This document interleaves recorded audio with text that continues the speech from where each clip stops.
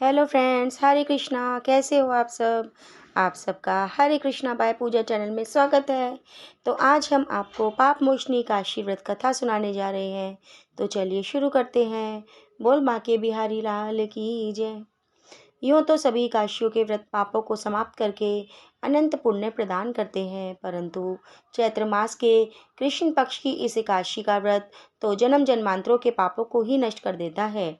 सभी प्रकार की समृद्धि, सुख और अंत में मोक्ष प्रदायक इस एकादशी को भगवान विष्णु की पूजा आराधना करने का शास्त्रीय विधान है। अब तक सुनाई हुई कथाओं के लिए भगवान श्री कृष्ण का भांति भांति से साधुवाद करते हुए धर्मराज युधिष्ठिर ने कहा, हे माधव, चैत्र मास के कृष्ण पक्ष की एकादशी के नाम, विधि विधान और महत्व के बारे में बतलाइए। यह भी बतलाइए कि इस दिन किस देवता की और किस प्रकार पूजा की जाती है। तब भगवान श्री कृष्ण ने कहा, हे राजन, सभी पापों को नष्ट करने वाली इस एकादशी का नाम पाप मोचनी है। इस दिन भगवान विष्णु की पूजा करने का शास्त्रीय विधान है। आपने जो प्रश्न मुझसे पूछा है, वही प्रश्न एक दिन महाराज मानधाता ने लोमेश ऋषि से पूछा था। तब लोमेश ऋषि ने उन्हें जो कथा सुनाई, वही मैं तुमसे कहता हूँ, ध्यान पूर्वक सुनो। देवताओं के खजांची कुबेर के बाग का नाम चैत्ररथ था। उस बाग में गंधर्वों की कन्याएं किन्नरों के साथ विहार करती थीं। अनेक ऋषि मुनि भी वहीं तपस्या करते रहते थे। स्वयं देवराज इंद्र भी चैत्र और वैशाख मास में देवताओं सहित वहां आकर क्रीड़ा किया करते थे। वहीं अपने आश्रम में मेधावी नाम के एक ऋषि भी तपस्या करते थे।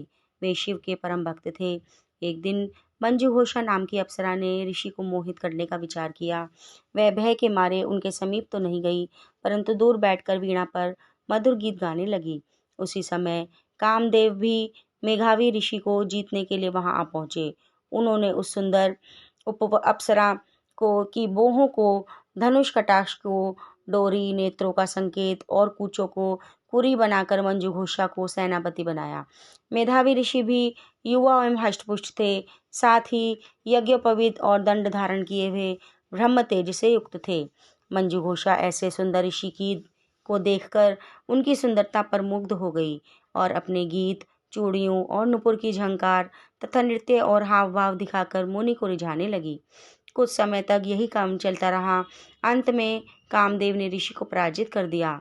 फलस्वरूप ऋषि मंजू घोषा के साथ रमण करने लगे और काम के इतने वशीभूत हुए कि उन्हें दिन और रात्रि का कुछ भी विचार नहीं रहा। इस प्रकार बहुत दिन बीतने पर एक दिन मंजू घोषा बोली, हे मुनि, मुझे बहुत समय हो गया है, जब स्वर्ग जाने की आज्ञा दीजिए। तब मुनि बोले, आज इसी संध्या को आई हो, प्रातःकाल होने तक चली जाना। मुनि के यह वचन सुनकर अप्सरा कुछ समय तक और रुकी। कुछ दिन बाद उसने पुनः मुनि से विदा मांगी।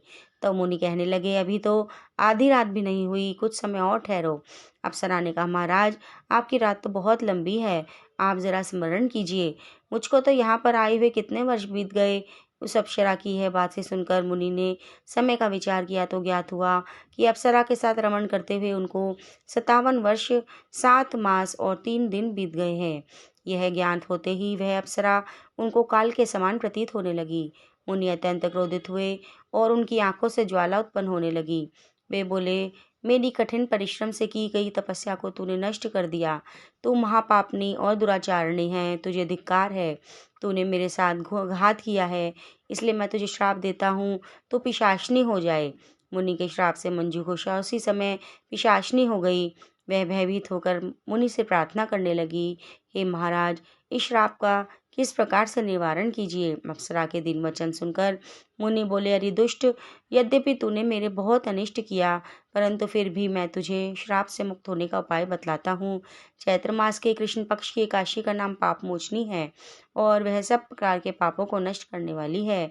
उसका व्रत करने से पिशाच योनि से तेरी मुक्ति हो जाएगी। ऐसा कहकर मेधावी ऋषि अपने पिता च्यवन ऋषि के आश्रम को चल पड़े। मेधावी को देखकर च्यवन ऋषि कहने लगे, अरे पुत्र, तूने ऐसा क्या अनर्थ किया जिससे तेरा सारे पुण्य क्षीण हो गया।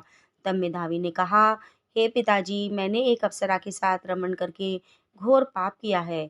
अब आप इस पाप से छूटने का उपाय बतलाइए।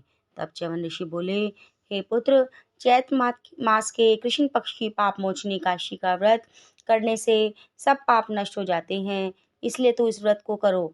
पिता की आज्ञा पाकर मेधावी ऋषि ने विधि पूर्वक इस व्रत को किया, जिससे उनके सब पाप नष्ट हो गए। उधर मंजू घोषा भी व्रत के प्रभाव से पिशाची योनि से मुक्त होकर दिव्य रूप धारण करके स्वर्गलोक को चली गई।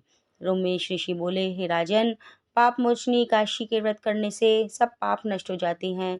इस कथा को सुनने पढ़ने से 1000 गोदान का फल मिलता है और इस व्रत को करने से ब्रह्म हत्या, गर्भपात, सुरापात, गुरु पत्नी से प्रसंग आदि जैसे पाप भी नष्ट हो जाते हैं और अंत में स्वर्ग की प्राप्ति होती है। बोल बांके बिहारी लाल की जय। दोस्तों, अगर आपको यह वीडियो अच्छा लगा हो तो इसे लाइक, शेयर और सब्सक्राइब करना ना भूलें। जल्द मिलेंगे नई वीडियो के साथ। हरे कृष्णा।